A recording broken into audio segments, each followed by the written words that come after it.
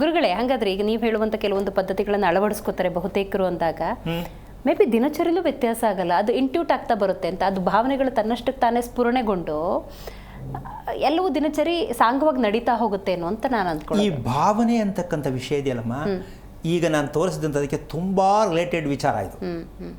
ಈ ಭಾವನೆ ಇದೆಯಲ್ಲ, ಗಂಡ ಹೆಂಡತಿ ಇಬ್ಬರಲ್ಲಿ ಒಂದೇ ಭಾವನೆ ಇರಲ್ಲ. ಹೌದು. ಕಾರಣ ಏನು? ಇಲ್ಲಿ ಇದಕ್ಕೊಂದು ಸಣ್ಣ ವಿಚಾರ, ಇದು ಹೊಸದೇನಲ್ಲ, ಸಾಕಷ್ಟು ಸಲ ಹೇಳ್ತಾನೆ ಇರ್ತೀನಿ. ಉಸಿರಾಟ ಎಲ್ಲರಿಗೂ ಭಗವಂತ ಕೊಟ್ಟಿರ್ತಕ್ಕಂಥದ್ದು ಏಕಪ್ರಕಾರವಾಗೇ ಇರೋದು, ಹೌದಾ?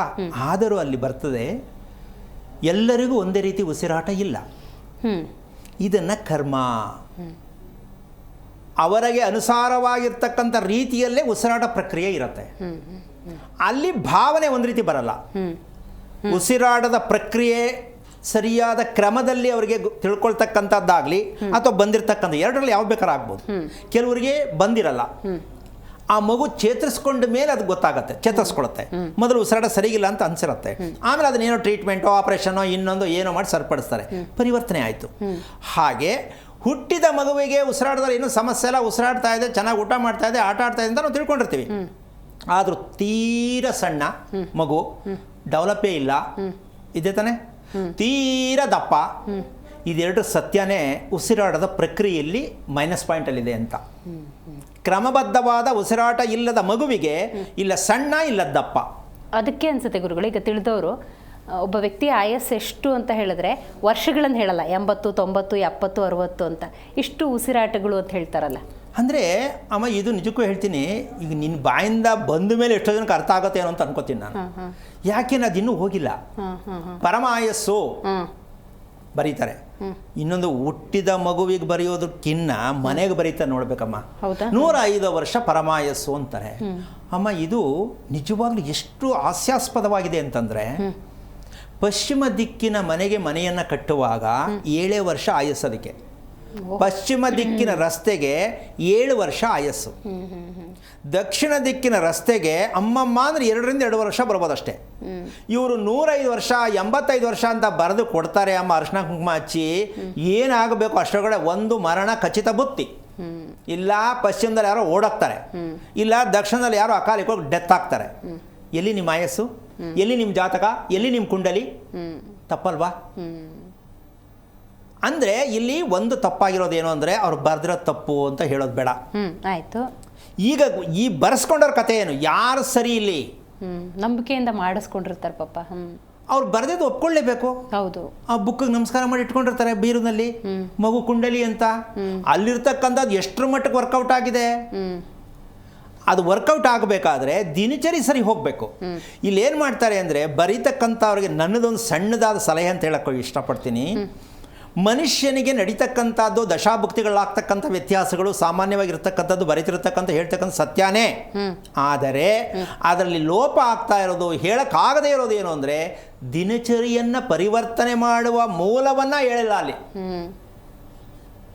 ಅಶ್ವಿನಿ ನಕ್ಷತ್ರಕ್ಕೆ ತಲೆಯಲ್ಲಿ ನೋವು ಕಾಣಿಸುತ್ತೆ, ಚಕ್ಕರ್ ಬರುತ್ತೆ, ಒಂದು ಬೋರ್ಡ್. ಎಲ್ಲ ಅಶ್ವಿನಿಗೂ ಅದನ್ನೇ ಹೇಳಿದ್ರೆ ತಿರುಗಿಸ್ ನಮಗೆ ಹೇಳ್ತಾರೆ, ಏನ್ರಿ ಸ್ವಾಮಿ ನನಗೆ ಯಾಕೆ ಹೇಳ್ತಾರೆ, ತಲೆನೋವು ಇಲ್ಲ, ಚಕ್ಕರ್ ಇಲ್ಲ, ಚೆನ್ನಾಗಿದ್ದೀನಿ ಅಂತ. ಈಗ ಶಾಸ್ತ್ರ ಹೇಳೋರಿಗೆ ಏನು ಮಾಡೋಣ? ಇಲ್ಲಿ ಒಂದು ವಾಕ್ಯ ಆಯಿತು, ಒಂದೇ ರೂಮಲ್ಲಿ 5 ಜನ ಕೂತಿರ್ತಾರೆ ಅಶ್ವಿನಿ ನಕ್ಷತ್ರರು. ಹೌದು. ಈಗ ಹೆಂಗೆ ಹೇಳ್ತೀರಾ ಅವ್ರಿಗೆ? ಹೌದು ಹೌದು. ಬೇಡ, ಇಬ್ಬರು ಕೂತಿರ್ತಾರೆ. ಹೌದು. ಹೇಳಿ ಜ್ಯೋತಿಷನಾಗಾದ್ರೆ. ಹೌದು. ಸ್ವಲ್ಪ ಯೋಚನೆ ಮಾಡ್ಬೇಕಲ್ಲ. ಹೌದು. ಈಗ ಹೇಳೋರು ತಪ್ಪು ಮಾಡೋದು ಬೇಡ, ನಾವು ತಿಳ್ಕೊಳ್ಳೋರು ತಪ್ಪು ಅಂತ ಅನ್ಕೊಳ್ಳೋಣ. ಅದು ಹೇಳಿದ್ದೆಲ್ಲ ಸರಿ. ಬೆಳಗ್ಗೆ ಹೊತ್ತು ಕೇಳ್ತಾರೆ, ಧನ ಎಷ್ಟು, ಋಣ ಎಷ್ಟು, ನನಗೆ ಇವತ್ತು ದುಡ್ಡು ಬರುತ್ತಾ ಇಲ್ವಾ, ಹೌದಾ? ಯುಗಾದಿ ಹಬ್ಬದಲ್ಲಿ ನನಗೆ ಎಷ್ಟು ಆದಾಯ ಎಷ್ಟು ವ್ಯಯ ಅಂತ ಕೇಳ್ತಾರೆ. ಆದಾಯ ವ್ಯಯ ಇರೋದು ಮನೆಯಲ್ಲೇ ಹೊರತು ಪಂಚಾಂಗದಲ್ಲಿ ಅಲ್ಲ. ಹೌದು. ಆದಾಯ ಇರೋದು ಮನೆಯಲ್ಲೇ ಇರಬೇಕು, ಅದು ಪಂಚಾಂಗದಲ್ಲಿ ಇಲ್ಲ. ಯಾಕೆ ಅಂದರೆ ಹಿಂದಿನ ಕಾಲದಲ್ಲಿ ಆ ಥರ ಮನೆ ಇತ್ತು, ಪಂಚಾಂಗ ರೆಡಿ ಆಯಿತು. ಈಗ ಆ ರೀತಿ ಮನೆ ಇಲ್ಲ, ಪಂಚಾಂಗ ಹಾಗೆ ಇದೆ.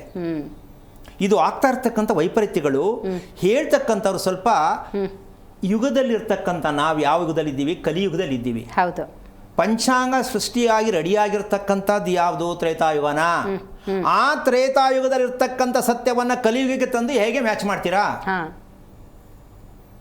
ತಂದೆ ತಾಯಿ ಹುಟ್ಟಿದ ದಿನದಲ್ಲಿ ಮಕ್ಕಳು ಹುಟ್ಟಿಲ್ಲ, ಮಕ್ಕಳು ಹುಟ್ಟಿದ ದಿನಾಂಕದಲ್ಲಿ ತಂದೆ ತಾಯಿ ಹುಟ್ಟಿಲ್ಲ, ಮತ್ತೆ ಕುಟುಂಬ ಒಂದು ಹೇಗೆ ಮಾಡ್ತೀರಾ? ಹೌದು. ಆದರೂ ನಾವು ಬಿಟ್ಟಿಲ್ಲ. ಕರ್ಮಾನುಸಾರವೇ ಅಲ್ವಾ ಜನ್ಮ ಅನ್ನೋದಾಗೋದು? ಅಲ್ಲ, ಒಂದು ನಿಮಿಷ, ಈ ಕರ್ಮ ಅನ್ನೋದು ಇವ್ರಿಗೆ ಗೊತ್ತೇ ಆಗಿಲ್ವಲ್ಲ ಜನಕ್ಕಿನ್ನೂ. ಮಗುಗೆ ನಾವು ಟರ್ನ್ ಮಾಡಕ್ಕೆ ಹೋಗ್ಬಾರ್ದು, ಬೇಡ ಗಂಡ ಹೆಂಡತಿಗೆ ಟರ್ನ್ ಮಾಡಕ್ಕೆ ಹೋಗ್ಬಾರ್ದು, ಹೆಂಡತಿ ಗಂಡನ ಟರ್ನ್ ಮಾಡಕ್ಕೆ ಹೋಗ್ಬಾರ್ದು. ಇದೇ ಕೆಲಸ ನಡೀತಾ ಇರೋದಿಲ್ಲ, ಆಪರೇಷನ್ ಮಾಡಕ್ಕೆ ಹೋಗ್ತಾರೆ. ಈಗ ಕೆಲವೊಂದು ಕುಟುಂಬದಲ್ಲಿ ಜಗಳ ಬಂದಾಗ ಮಾತಾಡ್ತಾರಲ್ಲ, ಅಯ್ಯೋ ಯಾವ ಕರ್ಮನ ಏನೋ ನೀನು ನನ್ನ ಹೊಟ್ಟೆಲ್ ಹುಟ್ಟದೆ, ಅಥವಾ ಯಾವ ಕರ್ಮನ ಏನೋ ನೀವು ನನಗೆ ಸಿಕ್ಕಿದ್ರಿ ಅಂತ ಪೇರೆಂಟ್ಸಿಗೆ ಹೇಳೋದು, ಅಥವಾ ಗಂಡ ಹೆಂಡ್ತಿನ ಅಯ್ಯೋ ಅದು ಯಾವ ಜನ್ಮದ ಕರ್ಮನೋ ನೀವು ನನಗೆ ಸಿಕ್ಕಿದ್ದೀರಿ. ಅಕ್ಷರಶಃ ಸತ್ಯ ಅದು. ಮಗು ತಂದೆ ತಾಯಿ ಮಗು ಪಡ್ಕೊಳಕ್ಕಾಗಲ್ಲ. ತಂದೆ ತಾಯಿ ಮಗು ಪಡ್ಕೊಳಕ್ಕೆ ಹಕ್ಕೇ ಇಲ್ಲ, ಇಲ್ಲವೇ ಇಲ್ಲ. ಮಗು ಕರ್ಮಕ್ಕನುಸಾರವಾಗ ದೇಹವನ್ನ ಪ್ರವೇಶ ಮಾಡೋದು. ತಂದೆ ತಾಯಿನೂ ಚೂಸ್ ಮಾಡೋದು ಮಗುನೇ. ಈ ಪೋಷಕರ ಹೊಟ್ಟೆಲ್ಲ ಇವರು ಚಾಯ್ಸ್ ಇಲ್ಲ. ತಂದೆ ತಾಯಿಗೆ ಮಗು ಆರಿಸ್ಕೊಳ್ಳೋ ಚಾಯ್ಸ್ ಇಲ್ಲ. ಮಗುಗಿರೋದು ಮಗುನೇ ಹುಡ್ಕೊಂಡ್ಬರೋದು. ಆ ಮಗುವಿನ ಕರ್ಮಕ್ಕನುಸಾರವಾಗಿರ್ತಕ್ಕಂತಹ ಗರ್ಭವನ್ನೇ ಪ್ರವೇಶ ಮಾಡುತ್ತದೆ. Super, got it. ಬಟ್ ತಂದೆ ತಾಯಿಗೆ ಆ ರೀತಿ ಆರಿಸ್ಕೊಳ್ಳೋದಿದ್ರೆ ಎಲ್ರಿಗೂ ಮಕ್ಕಳಾಗಲೇಬೇಕಿತ್ತು. ಕೆಲವ್ರಿಗೆ ಯಾಕೆ ಆಗಿಲ್ಲ ಹಾಗಾದ್ರೆ?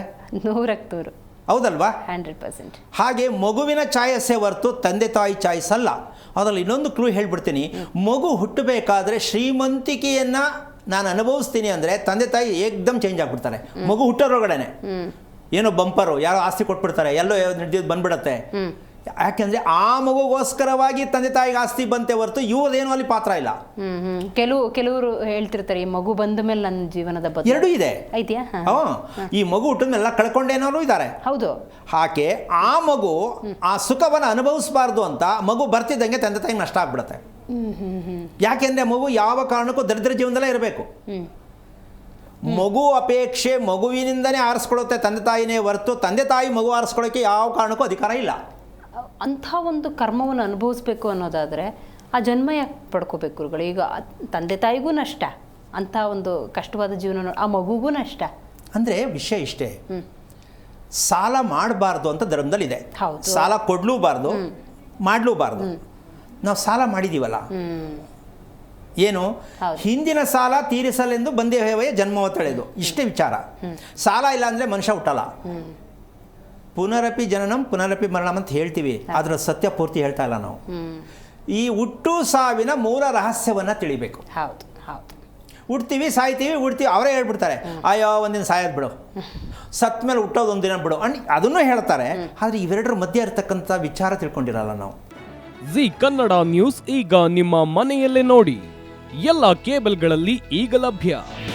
ನಿಮ್ಮ ನೆಚ್ಚಿನ ಜಿ ಕನ್ನಡ ನ್ಯೂಸ್ ಈಗ ಸನ್ ಡೈರೆಕ್ಟ್ ನಲ್ಲಿ number 292, Tata play number 1664, Jio TV number 1334, NXT digital number 30, N cable number 30, city networks 51, U digital number 162, GTPL number 17, Rockline telecommunications number 42, Shri Basaveshwara cable number 168, rural cable network 60, Vinayaka digital 57, Abhishek cable 821, city channel 53, Siddeshwara cable network 57, ವಿ4 digital infotech 628, Surya digital networks 53, Gajanan digital number 836, Malnad infotech private limited number